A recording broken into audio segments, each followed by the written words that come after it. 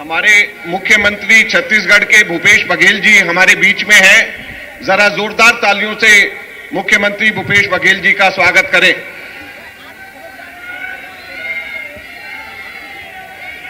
सभी यहां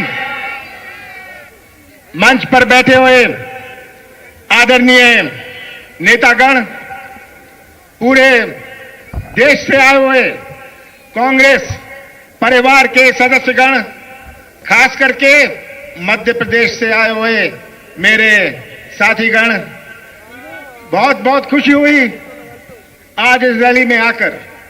आप सब ने आकर देश भर से आके, हर कोने किनारे से आकर कांग्रेस का मान सम्मान किया। आपने कांग्रेस के हर कार्यकर्ता को देश भर में बल और शक्ति दी। हर कार्यकर्ता को आपने संदेश दिया। आप सब यहां हैं, आप उस संस्कृति में विश्वास रखते हैं जो हमारे देश की संस्कृति है, जो हमारे कांग्रेस की संस्कृति है। हम दिल जोड़ते हैं, संबंध जोड़ते हैं, रिश्ता जोड़ते हैं, हर समाज, हर धर्म को जोड़ के रखते हैं। यही कांग्रेस की संस्कृति है और यही देश की संस्कृति है। आजादी के संघर्ष के बाद बाबा साहब अंबेडकर ने ऐसे देश को संविधान दिया। केवल अपने देश को यह संविधान नहीं दिया, पर पूरे विश्व को ऐसा संविधान दिया, ऐसे देश को संविधान दिया जहां इतनी विभिन्नता है। कोई ऐसा देश नहीं है विश्व में, कोई ऐसा देश विश्व में नहीं है जहां इतने धर्म हों, इतनी जातियां हों, इतनी भाषाएं हों, इतने त्योहार हों, इतने रस्म हों। कोई ऐसा देश नहीं है पूरे विश्व में जहां इतनी देवी देवताएं हों।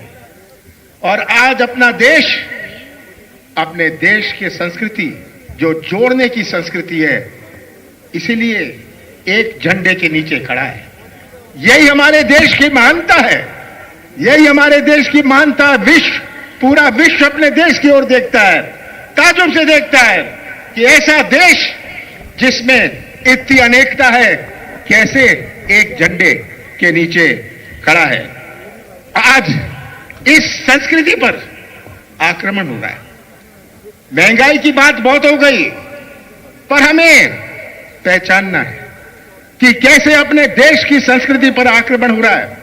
हमें तय करना पड़ेगा कौन से रास्ते पर हम चलना चाहते हैं। अपने देश की संस्कृति के रास्ते पर चलना चाहते हैं या मोदी के संस्कृति के रास्ते में चलना चाहते हैं। यह सबसे बड़ी चुनौती आज हमारे देश के सामने है। देश की तस्वीर आप सबके सामने है।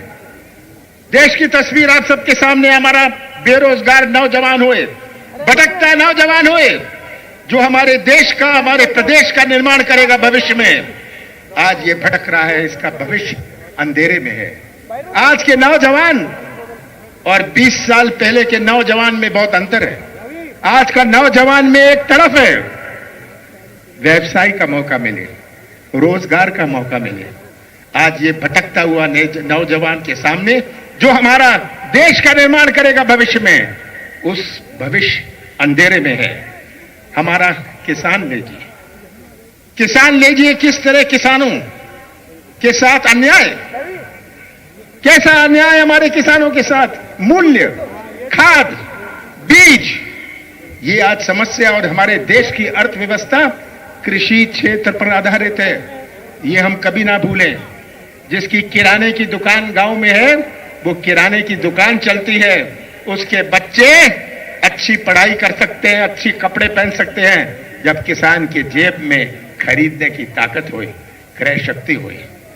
आज किसान और कृषि क्षेत्र का क्या हाल है, और ये हाल पूरे देश के सामने है। हम महिलाओं का अत्याचार लें, छोटे व्यापारी की स्थिति देखें। एक ब्रेक ले लेते